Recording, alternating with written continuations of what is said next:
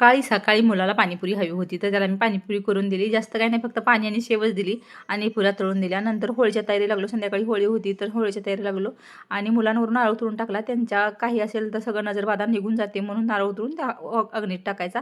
आणि माझ्या काही इच्छापूर्ती मी त्या बेलपत्र लिहून घेतले आहेत. माझ्या इंस्टाच्या फीडवर येत होतं ते, तर तुमची इच्छापूर्ती पूर्ण होतात तर ते असे लिहून टाका म्हणून मी ते लिहिलं आहे. बघू, मी तुम्हाला जर ते पूर्ण झाले तर नक्की सांगेन.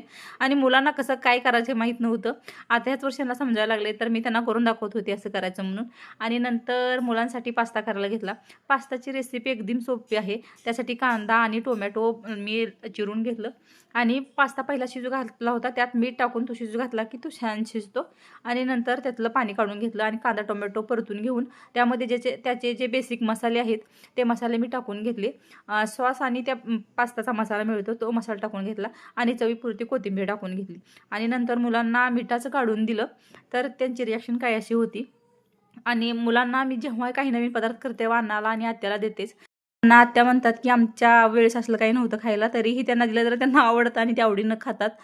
तर माझा व्हिडिओ कसा वाटला नक्की सांगा. प्लीज लाईक करा, शेअर करा, सबस्क्राईब करा. Thank you so much.